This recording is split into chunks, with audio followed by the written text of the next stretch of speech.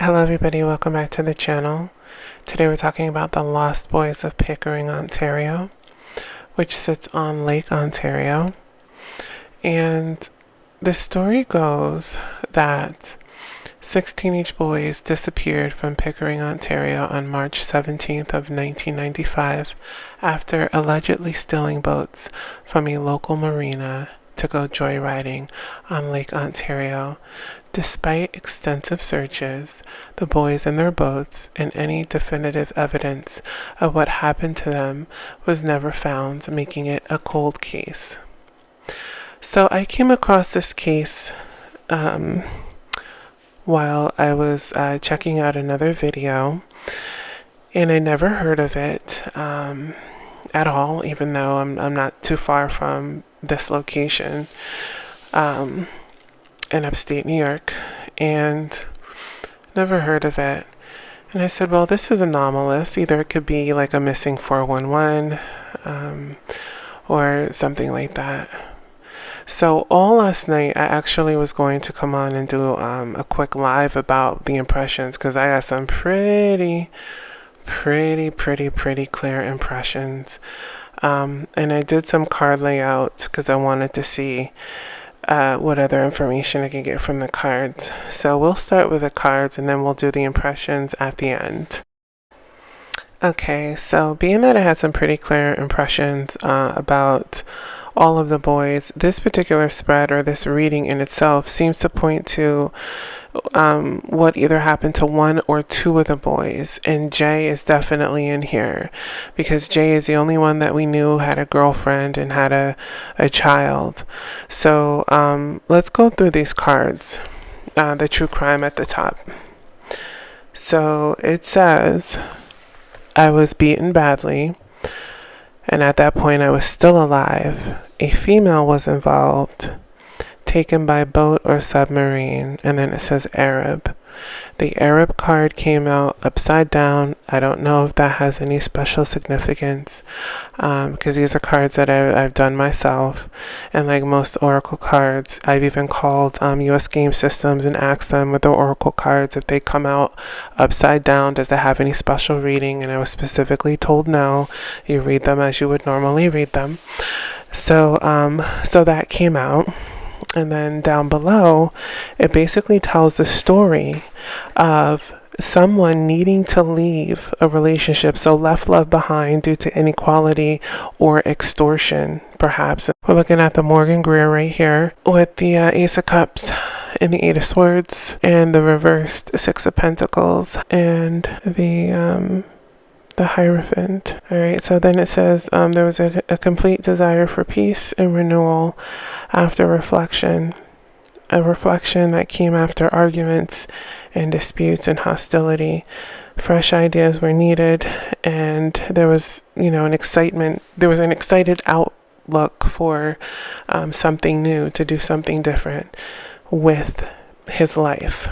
Okay, so then as we can see, we have the Kipper and we have false person, we have thief, poverty, community, and then the coffin card, and then house. And then with the hologram deck, we have the world card, we have magician, and then we have temperance, we have judgment, and we have the Seven of Swords. Or is that the Five of Swords? I think that's the Five of Swords. And we have the Five of Swords and the Page of Wands. So this is telling me that there was a need to basically just move on from a relationship, from whatever was going on. There were some issues there.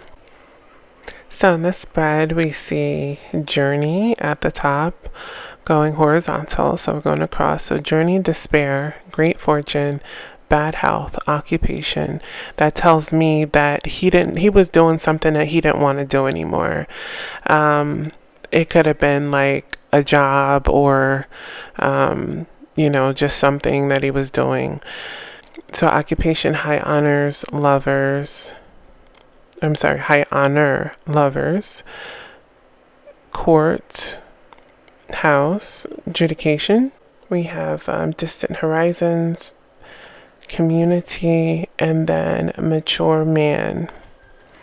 So let's get into the psychic impressions, because this spread right here just very much validated and even clarified some things for me with the psychic impressions. Okay, so last night when I looked at their picture and I started making myself familiar with the story, I immediately started getting impressions. And these impressions pretty much kept me up all night. I wanted to make a live video last night to discuss it, but I felt like I needed to wait for more information to come in. And it was even in my dream, I was dozing off, and I'm talking about like all night. I was dozing off, and then some of the information was incorporated into a dream, which I don't normally dream information. It just comes to me consciously, so I'm not one of those people that get information through dreams. But it was really like intertwined in everything last night. So basically what I got was that those boys did not disappear or die in the water.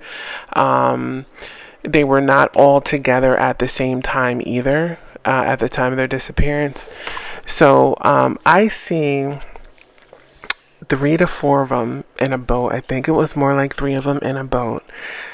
And they were somewhere near shore, and then there was a man that was standing on the shore yelling at them with a shotgun in his hand.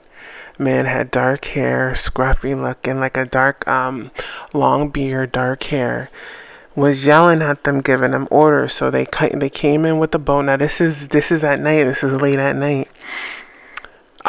They came in with the boat, and he told them to get out the water. And what I got with them is that he shot them. Those boys were shot. Now, he literally shot them. The youngest boy I see, now after that scene, I saw him in a basement, okay? I saw him in a basement that was lit. The walls were brick. There were beds down. There were beds down there. There was a girl that was laying on, a blonde-headed girl, teenager that was laying on one of the beds. She was under the covers. So it looked like a den, but it was some place where kids were being kept, or young people were being kept. And I got the impression that the youngest boy was being held for trafficking. But it was just him. It was the youngest one. The oldest one, or I don't know if he was the oldest one, but this seems to center around Jay more so. I get the impression that either Jay did not, I think that, because this is all about drugs. This is all about drug trafficking. This is all about drug dealing. It was not Jay's operation. Jay was working for somebody. And I get the impression that he wanted out. There's something also involving a female. I don't know if this was his woman that he was living with. Said something about extortion, hostility. There was some sort of like occupational situation. So let's go back to the spread right quick. So it talks about journey, despair. So it's like he's doing something he really doesn't want to do, but he needs the money because he has a child. He had bad health. He doesn't like the occupation. High honors. He's trying to do, what's right by, his family or whatever. So I get the impression that he's doing it for his kids, not his kids, plural, his family, his daughter, and his girlfriend, if his girlfriend isn't the false person, because there's a false person in the first spread. So I don't know if she had something to do with setting him up, or if she stole money from Jay and, it came back and it hurt Jay because he had to figure out, how to work this out. I don't know if that's the scenario. Allegedly, I'm trying to figure this out too. So, just because, the impressions, and now I understand why, there's this guy standing on the shore and he's yelling at these boys that were in a boat. They were in a boat. It's like they were coming to a destination, like they were moving something. It wasn't that they were moving something. They were just in a boat and they came to a clearing near the shore, like, or a port or a dock, but it was like, there was vegetation. So it wasn't an open It wasn't an open dock. It was just a place where you can pull up, where you could pull a boat up, you know what I mean? Or put a boat in. Okay, so there was like trees around, bushes around. And this guy it's like a designated meeting. And this guy was just standing there with this gun in his hand and was yelling at him to come ashore, get out the boat, come ashore. So he's pissed off. So, in seeing that, and so we have high honors lovers. I'm jumping around here. Courthouse, adjudication. Again, adjudication is trying to figure out how to deal with a problem, what to do about something. Courthouse could be too, maybe, I don't know, if there were issues in his relationship, maybe he wanted custody of his kid. I don't know what this could be, or if he had some sort of background, criminal background. But again, this whole thing, this whole situation screams like drugs, drug dealing, drug trafficking. All right, so let me just, and then we have distant horizon. So if you own a Kipper deck and you go and you read the description, it talks about water, traveling over water, and that sort of thing. I think that these boys may have been involved in some sort of operation where they could have been involved in picking up drugs by boat, or meeting people at certain locations, like on the water, like certain piers or docking stations, to transport contraband and drugs and that sort of thing. And then we have family room, and then mature man. So family room meaning like this whole thing is surrounding like the hub of it, like the this whole thing is run by this mature man. And I see this guy. Now I don't know if this guy is an enforcer that's working for somebody else, because I felt like this guy, first impression I got when I saw this guy was that this guy has he's an older man compared to these boys, but he has some sort of like historical issue with reckless behavior with one or two of the boys, maybe even Jay,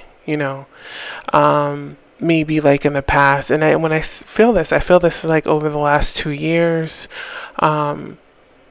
There may have been interactions where Jay was just being allegedly, like he was just, reckless, or just, being a teenager or whatever with certain things. If this was a organized drug operation, you've got these young teenagers involved, they do stupid things, maybe they're getting into mischievous stuff or whatever. But I feel like this guy was just at the end of his rope and really frustrated and aggravated, and with one or all of the boys or some of the boys, and that was the night that he just had it. There could have been money missing. There could have been somebody that backstabbed Jay and went back and said, well, I think Jay's stealing money, or something like that. And that could have like been the catalyst. But I get the impression that this guy has like just had straight hatred for this young man for like the last 2 years. Like there's some sort of history, some sort of like interaction with skirmishes with this guy. Could Jay have allegedly like robbed his house or something, or stole something from him, or just did something that was like juvenile but reckless? And then this guy's like, I hate teenagers, I can't stand this fucking kid, you know what I mean?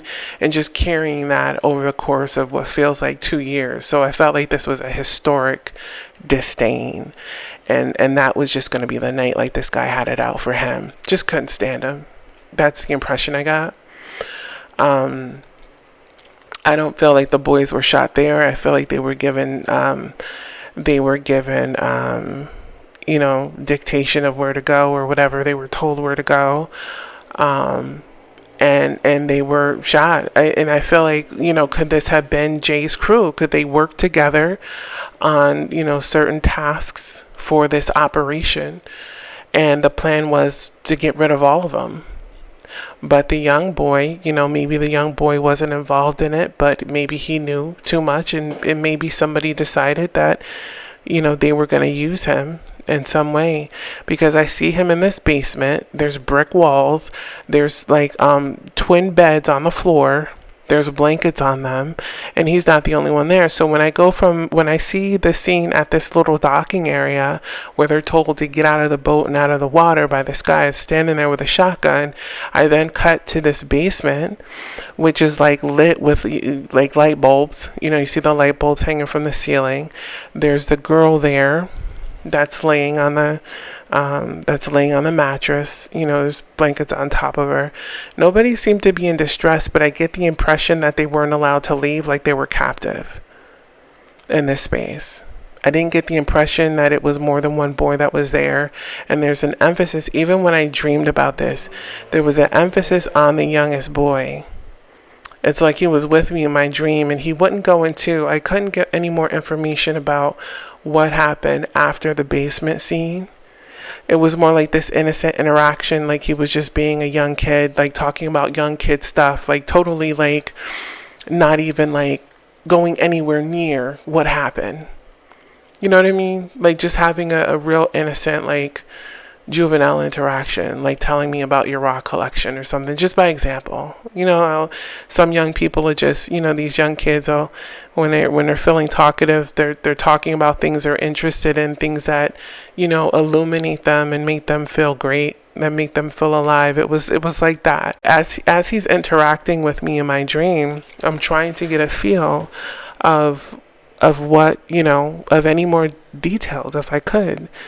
And there wasn't. He just wasn't giving me anything. But it was a very innocent interaction. It was a very innocent interaction, but he would not touch on it. And I was like, okay, I understand. He's young, and I know now. I understand. I understood this before, but I understand that this is why adult ancestors come through with the babies and the children. He didn't have anybody with him. It was just him. But their youthhood needs to stay pure, and it needs to stay innocent. So, and if you're a medium listening to this, I think that's just it. Just try not to pry anything. If they come to you, let them tell you what they want to tell you, but don't pry and don't do that. You know what I mean? Just don't push it. Just let them tell you what they want to tell you, because this is why they have to be protected in their, in the state when they're crossed over. Now, this is 30 years ago. So he wouldn't be, that 16-year-old anymore. But, when you're trying to connect with energies in certain times, for certain situations that happen, you're connecting with them at that time. So if I'm trying to reach him through his images, I'm able to make contact by looking at his images, which I'm able to do. I'm connecting with his image, when he was 15. So that's the reference, or 15 or 16. That's the reference. So, as I'm telling you about this dream, he's presenting as this. That's because that's when I'm making contact. That's the reference. So, but he would be an adult by now. He'd be like 45 or so, right? Something like that, almost. So that was it. I get this was foul play. I think it had drug trafficking all over it, that they were working for somebody. This was like some sort of organized thing. They didn't die on the lake. This was completely, and going back to the first spread, this had to be planned. I don't think it was random. So something happened, and I think there's a deeper backstory. Because, when he goes into, and I'm looking at, when I look at the notes here, is that he left something behind. He left his love behind. Now, it could have been the relationship, or it could have been like this dealing thing. Maybe he started doing this at a time when, he felt it was really fruitful. I mean, he was 17 and he already had a child. So he was already living somewhat of a fast life as a teenager. So, maybe he was just tired of this, tired of the risk of it, and wanted to do something different. Somebody got wind of it. Somebody was annoyed with him. Somebody had an issue with feeling a loss of control over him. Maybe this was the top young man, in the local area. He was the top gunner coming up, in this type of world, and he wanted out, and somebody was like, no, and they took him and his whole crew out. you know, that could have been it. But it's definitely, there was definitely, some of these kids were shot. Okay. Some of these kids were shot. And I think that, I think Jay did end up in the water. I think that, now there's a lot of videos. So go ahead and, you know, you can delve deep into a lot of the videos that are out there. The Lost Boys of Pickering. And they talk about, you know, his jeans being found and how, like, some of these videos they go into, like, how the investigation was crazy, it was sketchy, and how they found pants that could have been his, pants that had a belt that looked like it was his, that the family identified, but then they later said, no, it's not this. I do believe he ended up in the water, and I think it was retaliation. But the other ones I believe were shot, and the one was trafficked, or he was held. He was held someplace, and he was not, you know, allowed to leave. And so I believe they trafficked him, the youngest one. So that's what I got. Thanks for tuning in. Thank you for supporting the video by liking, commenting, and subscribing. Let me know what you think about this one. And we'll see you in the next case, the next video. Take care.